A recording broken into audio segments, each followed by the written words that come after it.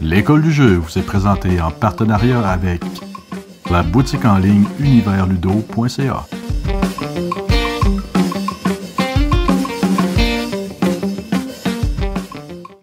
Hey, salut la gang, c'est JP pour l'école du jeu. Aujourd'hui, on ouvre Runebound, 3e édition, un jeu d'aventure fantastique. Et j'ai de bonnes espérances, de grosses attentes pour ce jeu justement d'aventure. J'avais le goût d'un jeu qui me proposait quelque chose d'épique, quelque chose d'unique, d'avoir vraiment l'impression de plonger dans un autre univers et de progresser. Et je suis tombé sur Runebound, la 3e édition. Je sais que ce n'est pas un jeu qui se joue officiellement en solitaire, mais il y a moyen d'arranger ça très facilement. Alors c'est probablement dans cette configuration que je vais faire le premier essai de ce jeu. Et par la suite, j'ai bonne espérance que quelques personnes de mon entourage, excluant ma conjointe, se feront un plaisir de jouer avec moi.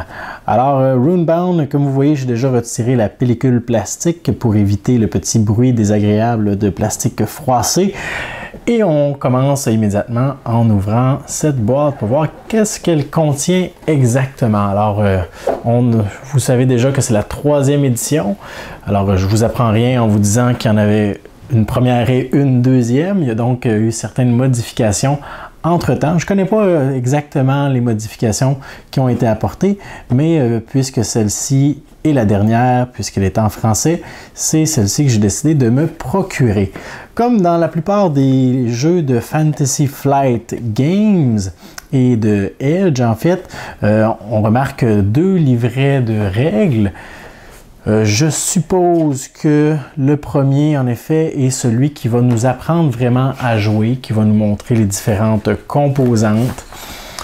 Alors ici, bon, on a les composantes de jeu, ce qu'on va retrouver dans quelques instants, les informations pour la mise en place, bien illustré comme d'habitude avec beaucoup d'indications. C'est toujours apprécié dans les livrets de règles quand on numérote les étapes et qu'on les place également sur la carte ou sur le plateau de jeu. Il me semble que ça nous facilite tellement la tâche. Alors bien joué de ce côté. De ce côté-ci, on a les différentes actions qui est possible d'effectuer, donc le déplacement. Ça doit continuer juste ici. Les achats, s'aventurer quelque part, se reposer, s'entraîner. Alors il va être possible d'aller récupérer des cartes de compétences, d'habiletés, qui vont améliorer nos performances, des informations sur les conditions de fin de partie. Et ici, bon, on a une espèce de petit glossaire avec les différents types de cartes, les trophées, les quêtes, la forge. Ok, j'ai aucune idée c'est quoi la forge. Les jetons, on va en reparler dans quelques instants. Il y a quelque chose de particulier avec ce dé. Ce dé, non, justement, il n'y a pas de dé. C'est ça qui est particulier avec ce jeu. Et un petit exemple de combat. Très bien. Alors, et finalement, oh, à l'endos, surprise, on a les deux méchants qui nous seront proposés dans ces aventures. En fait, le jeu de base vient avec 2 scénarios seulement, mais 2 scénarios épiques, 2 longs scénarios. Et c'est ce qui me semble prometteur avec Runebound, c'est qu'on peut les rejouer, même si on sait à quoi le gros méchant va ressembler à la fin, même si on sait, bon, quelles vont être ses statistiques, quelles seront ses faiblesses, ses forces. Bien, l'aventure, avant de se rendre jusqu'à ces créatures, c'est ce qui fait le jeu. Alors moi, j'aurais aucun malaise à rejouer plusieurs fois ces 2 aventures-là, mais je sais qu'il existe déjà plusieurs extensions aussi. Alors on a la domination de Margat et le roi des cadavres, probablement une espèce de nécromancien et possiblement un dragon qui menace les contrées. Alors voilà pour le livre de règles et habituellement, c'est ça, on a un guide de référence. Donc une fois qu'on a lu ce livre-là, on est prêt à se lancer dans le jeu et ce qui nous est souvent proposé de faire, c'est qu'en cours de partie, à chaque fois qu'on arrive devant un mot-clé, acte, acheter, je sais pas, qu'est-ce qu'il y a d'autre, les actions, n'importe quel mot-clé, on peut venir se référer rapidement à ça et on a tout ce qui est pertinent de savoir là-dedans. Alors ça reste un petit livret qu'on garde à portée de main. C'est un guide de référence. Alors le nom nous en dit assez. Qu'est-ce qu'on retrouve ensuite? On a une petite... Ah oui, c'est ça c'est les autocollants. Pourquoi des autocollants? Eh bien, c'est parce que dans ce jeu, vous serez peut-être étonné d'apprendre que oui, c'est un jeu d'aventure, un jeu de combat. On va avoir des rencontres à faire, des tests de compétences à effectuer, un petit peu comme dans les jeux comme Descent, comme dans Star Wars, Imperial Assault, comme dans les Maisons de l'Épouvante. Sauf qu'au lieu de résoudre les combats, au lieu de les résoudre nos tests de compétences avec des dés, on va en fait les résoudre avec des jetons qui ont deux faces. Alors, à quoi servent ces autocollants qu'on appose effectivement sur des dés? Eh bien, je peux aller en fait les chercher tout de suite. Ils sont ici. Alors, on a des dés qui sont très standards, comme ceci, qui n'ont aucune face, comme vous le constatez. Et sur chacune de ces faces, on va apposer un autocollant. Ces autocollants représentent les différents types de terrains qu'on va retrouver sur la carte. Alors les plaines, les champs, les montagnes, les lacs. Et ici, je crois que c'est un joker, en fait, alors peu importe le type de terrain. Lorsqu'on va lancer nos dés, on va consulter les autocollants qui sont visibles et ça va en fait nous servir non pas au combat, mais pour le déplacement. Alors ça va nous indiquer qu'on peut utiliser par exemple ces dés-là pour traverser les deux forêts et une plaine. Alors là, on regarde si ça fonctionne bien dans nos prévisions, sauf que la plupart de ces faces vont avoir deux choix. Alors soit par exemple les montagnes ou les lacs. Alors, il y a toujours façon d'être flexible tout de même dans ce qu'on désire faire, dans ce qu'on prévoit.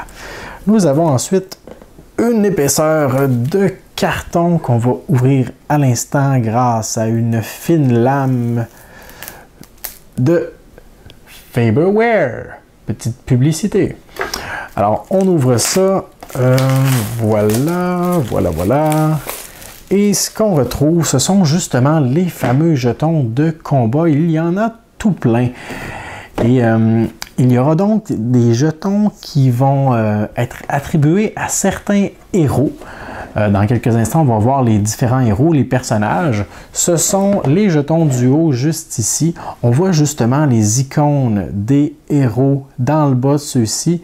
Alors, on constate que les héros vont avoir 3 jetons qui leur sont propres.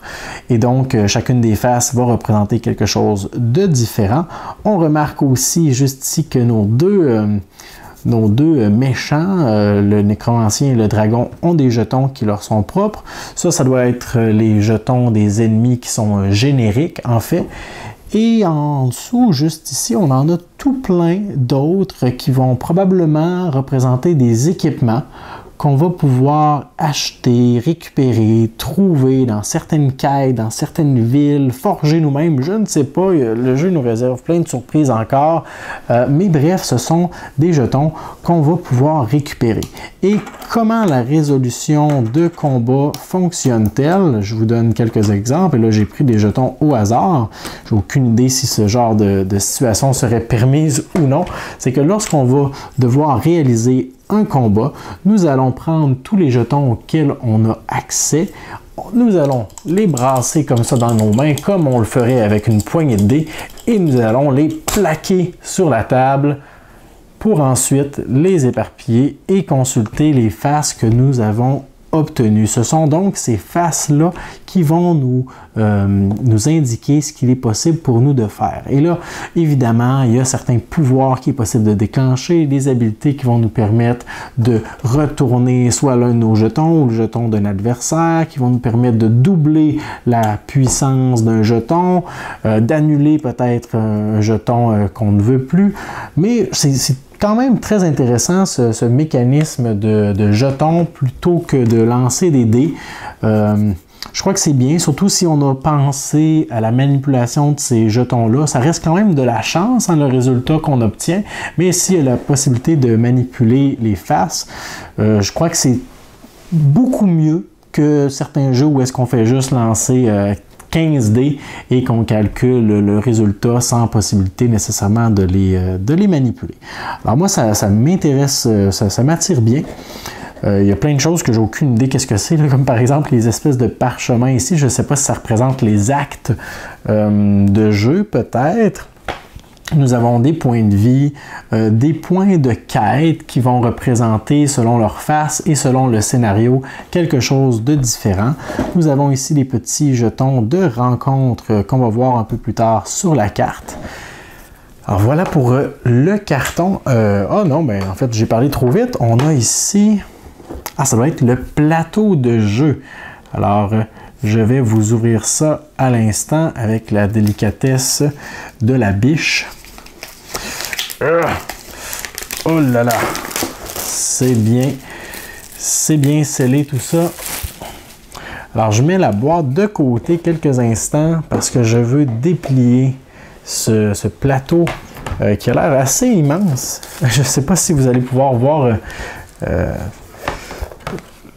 l'entièreté du plateau en fait sur la caméra. Alors, désolé mon improvisation. Bon, alors on ne le voit pas au complet. J'essaie de vous montrer à quel point les dimensions, c'est quand même un très grand plateau, là. Et tant mieux parce qu'on y remarque beaucoup de petits détails et je vais vous aviser tout de suite que les détails justement du plateau sont importants parce que parfois on va récupérer certaines quêtes, certaines cartes qui vont nous dire qu'un trésor ou qu'un individu infâme a été vu dans telle zone et là on va nous montrer un hexagone particulier et là ce sera au joueur de trouver bon où est-ce que cette zone se trouve exactement sur la carte. Alors ça c'est une espèce de petite chasse au trésor toujours, c'est une belle petite attention. Alors on voit un plateau qui a l'air chargé à première vue, mais qui est super bien divisé. J'aime beaucoup, justement, là, on remarque tout de suite les petits hexagones, on va devoir se déplacer, comme je le disais tantôt, en utilisant nos dés, qui pour l'instant n'ont pas de face, mais qui vont en avoir prochainement. On voit certaines villes, on voit des forteresses, on voit des forêts, des montagnes, un volcan juste ici ou quelque chose comme ça. Alors, plein de zones qui nous réservent probablement plein de surprises. On a juste ici sur le côté, si vous le voyez, une espèce de piste. Alors ça représente le temps qui va passer. À chaque fois que tous les joueurs vont avoir terminé un tour, on va avancer le marqueur. Je sais qu'à certains moments, il y a des événements qui vont arriver, des événements qui sont en lien avec le scénario qu'on est en train de jouer. Et une fois qu'on aura descendu donc jusqu'en bas complètement de la piste, juste ici, ce sera la fin du premier acte. Et on va recontinuer comme ça. Je ne sais pas combien il y a d'actes au complet dans une partie. On a sur le côté ici du plateau maintenant les différents items, les objets qu'on va pouvoir récupérer, par exemple à la forge juste ici. Et là, on dispose tous les objets qui est disponible de forger ou de récupérer à la forge. Dans la ville de Tamalir qui se trouve juste ici. Dans la ville de Riverguard qui se trouve dans le bas juste ici. Un peu plus bas. Alors, si je me trouve dans la ville qui est là, c'est ce qui est disponible à l'achat. Alors, on peut voir ce qui est disponible dans chacune des villes. Donc, ça peut nous indiquer à quel endroit il serait logique pour nous de nous déplacer. Alors, super beau plateau. Je continue en fait de vous montrer le contenu de la boîte. Nous avons un bon paquet de cartes juste ici, des grosses cartes et qui sont en bonne quantité aussi. Je fais de la place. Donc, nous devrions avoir plusieurs catégories en effet. Nous avons donc les cartes ici avec cet endos. Je crois que c'est le symbole des cartes événements en effet. Alors, comme je vous le disais un peu plus tôt, nous avons certains événements qui nous ciblent des zones du plateau qu'on doit découvrir, qu'on doit reconnaître. Parfois, ce sera peut-être des événements avec seulement du texte. Alors en fait, il y a beaucoup de texte dans ce jeu. Pas que ce soit un jeu narratif, mais il y a quand même de la lecture à effectuer. Ce ne sont pas toutes les cartes qui sont illustrées. Allez pas croire que c'est qu'on a mis le paquet sur les illustrations. On va le voir, là, la plupart des cartes n'ont pas ou ont peu d'illustrations. Nous avons ensuite certaines... en fait, ça, je crois que ce sont les quêtes. Nous avons les quêtes diplomatiques. Alors, comme on le voit ici, les illustrations se font assez rares et on a quand même beaucoup de lectures. Souvent, ces quêtes-là ou ces événements vont nous offrir des choix. Et parfois, pour les résoudre, il faudra faire soit un test de capacité ou subir certaines conséquences. Nous avons aussi les événements ou les quêtes d'aventure, je crois. Alors là, on voit un petit peu plus d'illustrations, des lieux, des personnages qu'on peut rencontrer. Nous avons ici les rencontres hostiles. Alors des créatures comme l'homme-bête, l'aile, le rasoir, l'étain. Alors on reconnaît certaines illustrations, je vais venir dans quelques instants. Alors toutes sortes de créatures qu'on peut rencontrer ou des lieux hostiles qu'on peut visiter. Encore d'autres cartes, d'autres cartes, d'autres cartes.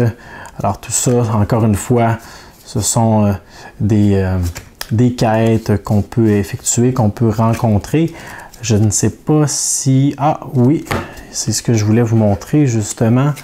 Dans le bas des cartes, on peut remarquer si c'est une rencontre ou une quête qui est générique, qu'on peut rencontrer dans n'importe quel scénario, ou, et c'est sûrement pourquoi elles étaient divisées de cette façon et que j'ai tout mélangé, ou si cet événement ou cette rencontre est lié à un scénario en particulier, comme dans ce cas-ci, ce sympathique dragon hybride fait partie de la quête de Margrat le Grand. Alors, ce sera important pour moi de les diviser convenablement un peu plus tard. Alors voilà pour les cartes de quête ou d'événements. On a un autre paquet de cartes juste ici qui sont cette fois-ci un tantinet plus petites. Ce sont certainement les cartes d'objets et tout ça, d'équipement. Alors effectivement, on a des cartes artefacts. On a toujours dans le bas ici une petite description de la valeur de l'objet, sa capacité, petite illustration.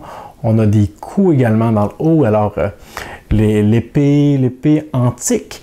Et on remarque que sur certaines cartes, nous avons des petits jetons juste ici. Ça nous représente en fait nos fameux jetons de tout à l'heure. Si donc je récupère l'épée antique d'une façon ou d'une autre, je sais déjà à quel jeton, j'essaie de vous montrer là, pour que ça soit assez clair, à quel jeton on fait référence. On a toujours juste ici comment je dirais ça, en fait pas une coordonnée, mais comme ici on voit A03. Alors, ça fait référence au jeton A03 que je vais aller récupérer et on voit déjà un aperçu de chacune des faces.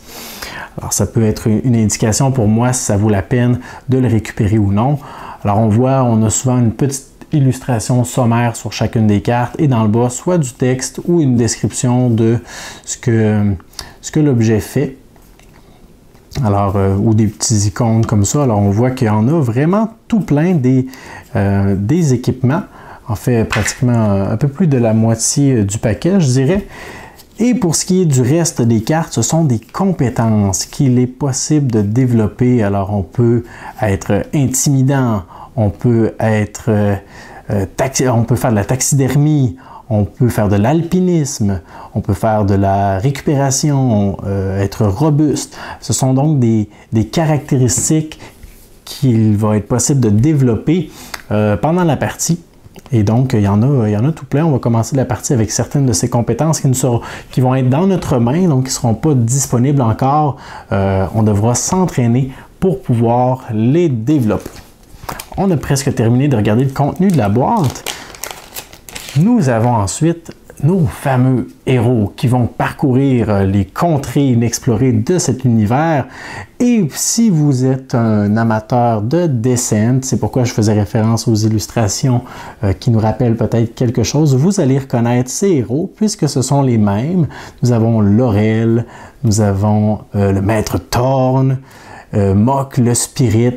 Alors, on voit les illustrations, les compétences ici, en fait, les habiletés de chacun, leur pouvoir. Et ici, ça représente justement les types de compétences qu'ils peuvent avoir, soit le nombre de sauts jaunes, de sauts rouges, de sauts bleus. Alors, il y a sûrement la force, l'intelligence et peut-être la vivacité ou l'aspect magique, là, je ne sais pas exactement. Et finalement, nous avons, en fait, il y en a tout plein, là. Je crois qu'il y a 6 personnages au total. De l'autre côté, on a leur information de départ, les jetons qu'ils vont utiliser, dans quel lieu ils commencent, l'information sur la mise en place qui leur est propre. Et nous avons évidemment des petites fiches pour nos 2 gros méchants qu'on va rencontrer selon le scénario qu'on décide de jouer, avec les informations, un petit peu de texte, d'ambiance également, avant de commencer la partie. Finalement, dernière chose qu'on retrouve dans la boîte, nos fameuses figurines qui représentent nos 6 héros. Alors, si je fais un peu de place juste ici pour vous montrer ça. Alors, nous avons effectivement nos 6 héros qui, bon, ce sont de petites figurines, mais on ne voudrait pas non plus qu'elles soient gargantuesques et qu'on ait besoin de nos 2 mains pour les manipuler sur un plateau qui est aussi beau que ça. Alors, on voit beaucoup de détails malgré la taille de la miniature. Alors ça, c'est des vraies miniatures, là. Cool Mini or Not, prenez des notes. Ça, c'est des vraies miniatures. Elles sont petites, mais sont charmantes et sont détaillées à la fois. On n'a pas besoin je n'ai pas besoin de prendre mes 2 mains pour manipuler mes figurines, là. Alors, encore une fois, on va se déplacer avec nos figurines comme ceci. Hey, wow, je suis en train de me dire que ce serait vraiment magnifique, ça, si ces figurines-là étaient peintes. Alors, mes figurines vont se déplacer comme ça sur l'univers, sur la carte. Chacun de notre côté, les personnages vont progresser, vont peut-être se croiser, mais en fait, le but du jeu, ce ne sera pas vraiment de s'affronter et de se battre. Ça va être vraiment d'être le héros le plus performant, celui qui va réussir à vaincre le gros méchant. Et c'est vraiment ça le cœur du jeu, c'est de progresser dans son petit coin du monde en sachant qu'il y a d'autres mercenaires, il y a d'autres personnages qui veulent arriver à leur fin également et on va être le premier qui est vraiment équipé pour résoudre le problème.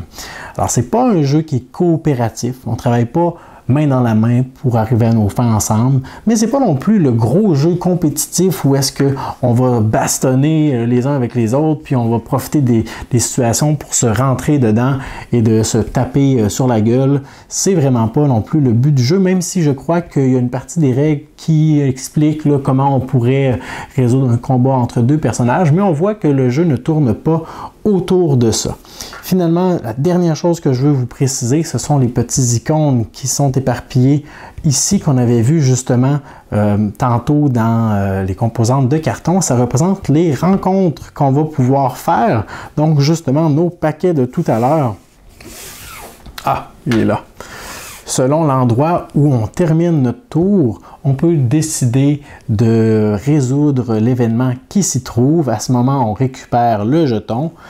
Et en fait, on ne le récupère pas, on le retourne pour dire qu'il a été utilisé. On pioche une carte événement selon la couleur qui est liée et on va le résoudre. Alors, on sait déjà que les événements rouges vont probablement être des rencontres agressives, les aventures vont être des quêtes qui vont nous demander de nous rendre à certains endroits et les rencontres violets sont des trucs plutôt diplomatiques, alors des choix selon les personnages qu'on peut rencontrer pendant notre aventure. Alors voilà pour Runebound, un jeu qui a en fait que j'ai pas eu encore la chance d'essayer, mais je suis excité, là, on dirait que je suis devant, là, tout est déballé ou presque, puis j'aurais envie de me lancer tout de suite à l'aventure. Alors si quelqu'un parmi vous voudrait prendre place juste là où se tient la caméra. On pourrait faire une partie dès maintenant, mais je pense que je vais me calmer un petit peu, passer à travers les règles, finir de dépuncher tout ça et probablement expérimenter ça dans la semaine à venir. Alors j'espère que vous avez apprécié cette vidéo, que ça vous aura donné assez d'informations à savoir si c'est un jeu qui vous intéresse. N'hésitez pas à formuler vos commentaires si vous l'avez déjà essayé sous la vidéo et à me faire part de vos questions sur celui-ci. Moi je vous dis merci pour votre écoute et à la prochaine.